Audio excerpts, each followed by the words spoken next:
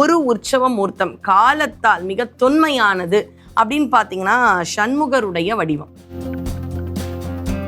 படைத்தல், காத்தல், அழித்தல், அனைத்து பிரமமும் நானே அப்படின்ற உயரிய தத்துவத்தை நமக்கு உணர்த்துவதுதான் சண்முகர்.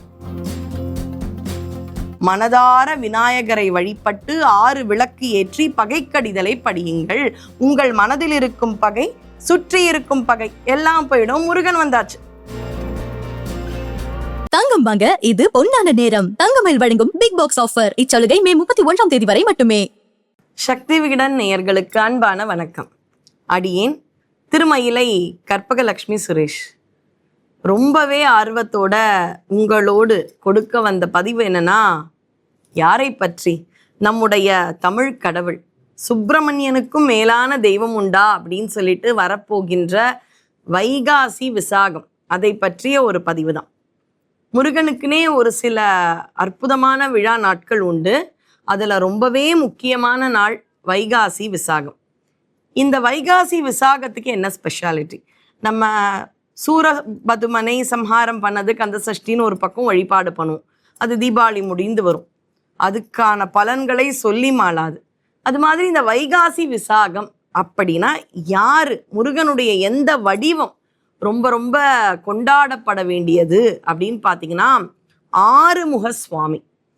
ஆறுமுக சுவாமிய சண்முகர் அப்படின்ற அற்புதமான நாமத்தில் அழைப்பாங்க. இன்னைக்கு கூட பார்த்தீங்கன்னா திருச்செந்தூர் அப்படின்னு சொன்ன உடனே நமக்கு ஞாபகத்துக்கு வர்றது சண்முகருடைய திருவுருவம். காலத்தால திருச்செந்தூர் முருகப்பெருமானுடைய மூலவர் சன்னதி கூட மாற்றப்பட்டது. பல பல வருடங்களுக்கு முன்பு சிலப்பதிகாரத்துலலாம் திருச்செந்தூரை பற்றி சொல்லியிருக்காங்க. ஆனால் அதே உற்சவ மூர்த்தம் ஒன்று இருக்கு இன்னும் அப்படின்னா, மூலவர் கூட இல்லை, ஆனால் ஒரு உற்சவ மூர்த்தம் காலத்தால் மிக தொன்மையானது அப்படின்னு பார்த்தீங்கன்னா சண்முகருடைய வடிவம். நீங்கள் இன்றும் விழா நாட்களில் பார்த்தால் வெள்ளை சாத்தி, சிவப்பு சாத்தி, பச்சை சாத்தி அந்த சண்முகருக்கு தான் அற்புதமான அலங்காரம்.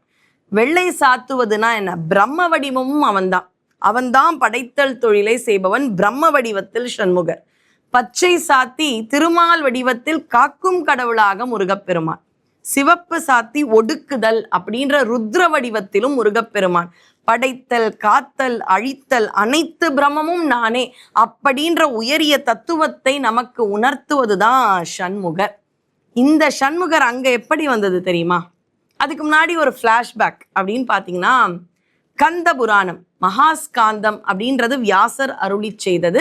அதை தமிழ்ல கச்சியப்பர் காஞ்சிபுரத்துல வாழ்ந்தவர் ஒரு அர்ச்சகர், குமரக்கோட்டத்தில் இருந்தவர். முருகனுடைய பெரும் கருணையினால் முருகனே சரி பார்க்க நமக்கு கந்த புராணத்தை கொடுத்தார். இந்த கந்த புராணம் இதெல்லாம் நமக்கு கிடைச்சாலும் அதுல ரொம்ப அழகா முருகனுடைய உதித்தல் குறிப்பிடப்பட்டுள்ளது. நான் ரொம்ப வார்த்தைய நிறைய பெரியவங்க நம்முடைய சக்தி விகடன்ல இருப்பீங்க, அதனால ரொம்ப ஜாகிரதையா உதித்தல்ன்ற வார்த்தையை தான் நான் பிரயோகிக்கிறேன். பிறந்தார்னு சொல்ல முடியாது. ஏன்?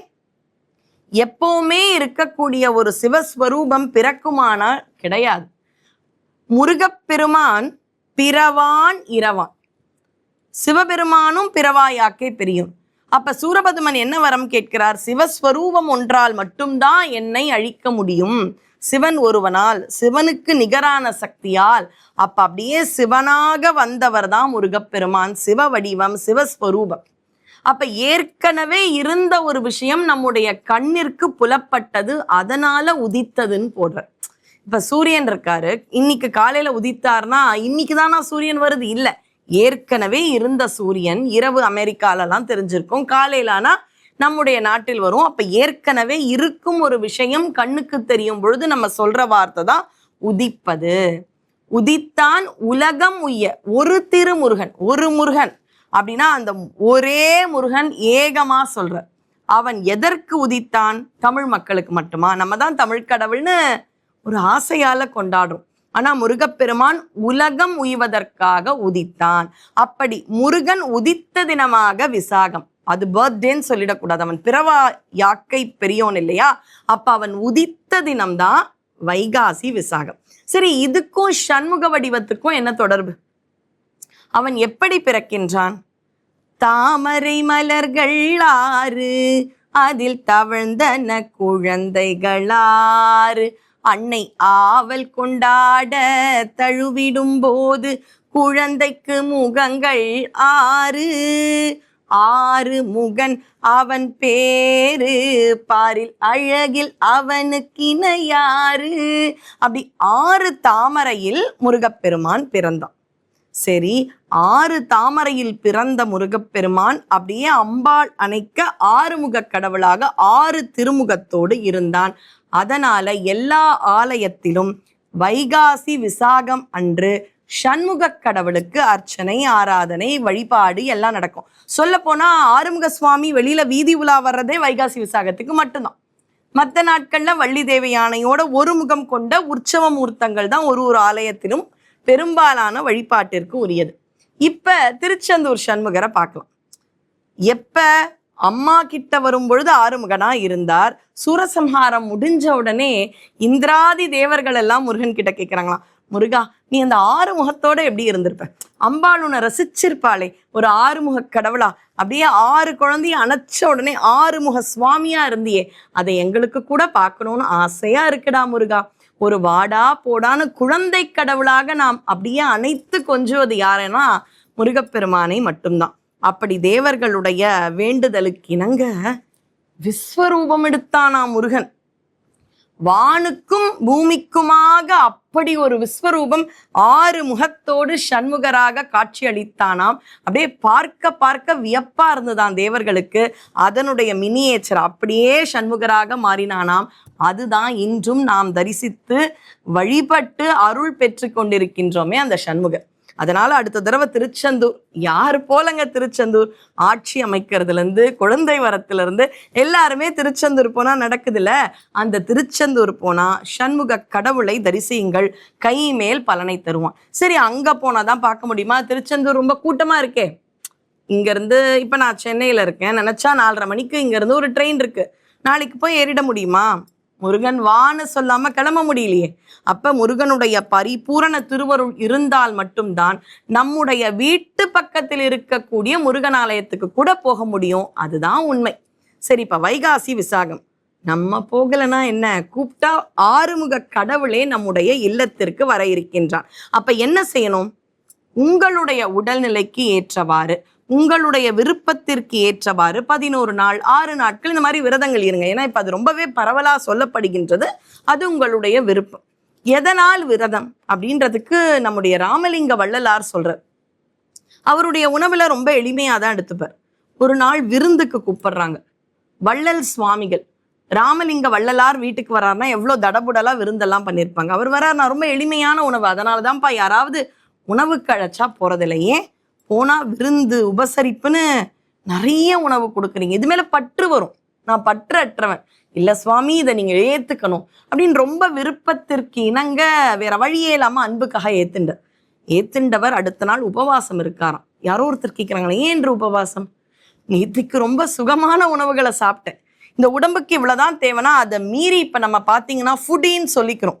சொல்ல நல்லா இருக்கு, ஆனா எவ்வளவு உணவுகள் எந்தெந்த உடல் உபாதைகளை கொடுக்கும்னு தெரியாது. அந்த எளிய உணவு இருக்கா? எளிய உணவு இன்னைக்கு நிறைய பேர் வாழ்க்கையில நமக்கு கிடைக்காது. அதுதான் உண்மை. அப்ப அவர் சொன்னாராம், என்னையே தேடி ஒரு பிரம்மாண்ட விருந்து வந்தது, அதனால அனுபவித்த சுகங்களுக்கான அந்த இன்பங்களுக்கான துன்பமாக என்னையே நான் வருத்திப்பேன். அப்ப என்னை தேடி பிரச்சனை வராது, ஒரு இன்பத்திற்கு துன்பம் வந்துடக்கூடாதுன்றதுனால அந்த துன்பம் உடலை வருத்தி கொள்வதை விரும்பி நான் ஏற்றுக்கொள்வேன். அதுக்கு பேரு தான் உபவாசம் அப்படின்ற ஒரு அற்புதமான டெஃபினிஷனை வள்ளல் சுவாமிகள் கொடுக்கிறார். அதை மீறி இன்று சயின்டிஃபிக்கலா ப்ரூவ் ஆயிருக்கு, டீடாக்சிஃபை பண்றதுக்கு உள்ளுக்குள்ள உபவாசம் இருந்தா நச்சுத்தன்மை உள்ள நம்முடைய உடலுக்குள்ள இருக்கக்கூடிய விஷயங்கள் தான் முதல்ல கரையும். இதை பத்திலாம் நம்ம நிறைய பேசியிருக்கோம். அதனால எவ்வளோ நாள் நம்ம இன்பமா இருக்கும், அதனால் நம்மை நாம் வருத்தி கொண்டோம் என்றால் நம்மை வருத்த வர இருக்கும் துன்பம் குறைஞ்சிரும். அந்த வருத்தமும் எப்படி படுத்திக்கிறோம்? விரும்பி முருகனுக்காக செய்து கொள்கின்றோம். அதுதான் வைகாசி விசாக உபவாசம் விரதம். 6 நாளா 11 உங்களுடைய விருப்பம். முருகன் எங்கேயும் கேட்கல. நம்முடைய தர்மத்திலேயே சுதந்திரம் தான் ரொம்ப முக்கியமான விஷயம். கட்டாயமே இல்லை. இல்லப்பா 6 நாள் முடியல, 3 நாள் இல்லை, வைகாசி விசாகம் அன்று இருக்கின்றேன். பொதுவா கோயில்கள்ல பௌர்ணமி ஒட்டி வரும், சில ஆலயங்களில் விசாகம் ஒட்டி வரும். அப்படி கடற்கரை அதன் அருகில் இருக்கும் கோயில்கள்னு அதெல்லாம் மாறுபடும். அப்ப உங்க உள்ளூர் கோயில என்னைக்கு வைகாசி விசாகமோ அன்று நீங்களும் உங்கள் இல்லத்தில் வைகாசி விசாகத்தை கொண்டாடுங்கள். முருகனை, ஆறுமுக சுவாமியை இப்ப உங்க வீட்டுக்குள்ள எப்படி கூப்பிடுறது அப்படின்றத பார்க்கலாமா? அழகா நீராடி வீட்டை சுத்தப்படுத்தி ஷட்கோண கோலம், ரொம்ப ஈஸியான கோலமே அதுதாங்க. பெருசா ரொம்ப பெரிய கோலம்லாம் போடணுமா, எனக்கு அதெல்லாம் தெரியாதே, கவலையே இல்லை. அப்படியே இருக்கக்கூடிய அந்த ஸ்டார் கோலம் போடுறோமே, அதுதான் ஷட்கோண கோலம். ஒரு 6 வகையான மலர்களை வாங்கி முக்கியமா அகல் விளக்கை எடுத்துக்கொள்ள வேண்டும். ஏன்? அதுக்கான ஒரு அழகான தத்துவம். முருகனும் பஞ்சபூதத்தால் வந்தவன் உதித்தான், இந்த அகலும் பஞ்சபூதத்தினால் ஆனது. எப்படி? முருகன் சிவபெருமானுடைய நெற்றிக்கண்ணில் இருக்கும் தீப்பொறியில வந்தான். முருகனை தாங்கியது யாருன்னா வாயுவும் அக்னியும். பார்த்துக்கோங்க, வாயு அக்னி 2 பேரும் முருகனுடைய அந்த தீ சுடர தாங்குறாங்க. 2 பேரும் எதன் வழியாக வருகிறார்கள் அப்படின்னு பார்த்தீங்கன்னா ஆகாய மார்க்கமாக வராங்க. பாருங்க, வாயு அக்னி சுமக்க ஆகாய மார்க்கமா வராங்க. 3 பூதங்கள் பஞ்சபூதத்துல வந்துடுச்சா. அடுத்தது கங்கை, அந்த நீரில் விடுகிறார்கள். 4 அங்க இருக்கக்கூடிய மணல் திட்டில் பட்டு பட்டு தாமரை நிற்கின்றது. அப்ப மணல் அப்படின்ற பூமி, கங்கை அப்படின்ற நீர், ஆகாய மார்க்கம் அப்படின்ற ஆகாயம், வாயுவும் அக்னியும் சுமக்கின்றார்கள். இப்படி 5 பூதங்களாலும் அப்படியே துதிக்கப்பட்டு கொண்டாடப்பட்டு வந்தவன் தான் முருகப்பெருமான். இப்ப அகலுக்கு வரலாம். அகல், நம்ம எவ்வளவுதான் தனவந்தர்களாக இருந்து வெள்ளி விளக்கெல்லாம் கூட இருக்கக்கூடிய வசதி நமக்கு இருக்கலாம், ஆனா அகல் விளக்கில் இருக்கும் தூய்மை அவ்வளவு பெருமை. அகல் விளக்கு மண்ணாலானது, அதில் இருக்கும் நெய்யோ அல்லது நல்லெண்ணெய் அதெல்லாம் பார்த்தீங்கன்னா நீர் தத்துவத்தை கொடுக்கும். வானம் நோக்கி தானே எரியும், விளக்கு கீழ் நோக்கி எரியாது. அதுக்கு காத்து வேணும். நம்ம சின்ன வயசுல கூட எக்ஸ்பெரிமெண்ட் பண்ணுவோம், ஆக்சிஜன் இருந்தாதான் லைட் எரியும். அப்ப அதற்கு வாயு தேவை. வாயு, அடுத்தது ஆகாயம், நெருப்பே பார்த்தீங்கன்னா அப்படியே அக்னிக்கான ஒரு இது. அப்ப முருகனும் பஞ்சபூதத்தால் உதித்தான், அந்த அகலும் பஞ்சபூதத்தால் தான் இருக்கின்றது.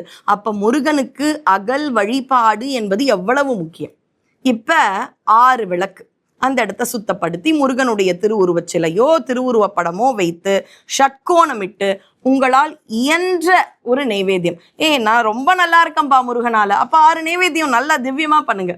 முடியலையா, ரொம்ப வறுமை முருகா, அந்த வறுமை தீரதானே உனக்கு வணங்குறேன், அப்ப கொஞ்சம் திராட்சை கூட போதும், நீங்க செய்யறீங்களா அப்படின்ற பாவம். இப்ப முருகனை கூப்பிடணும். கோயில் முழுக்க அவனை கொண்டாடுவாங்க, அறுபடை வீடு முழுக்க அவனை கொண்டாடுறாங்க. என் வீட்டுக்கு வருவானா? வருவான். என்ன செய்யணும்? பாம்பன் சுவாமிகள் அருளி செய்த பகை கடிதலை படியுங்கள். ஒரு பாட்டின் நிறைவு பகுதியிலும் கொணர்தி உன் இறைவனையே, கொணர்தி உன் இறைவனையே அப்படின்னு மயிலுக்கே ஆணையிடுவது போல அமைந்திருக்கும்.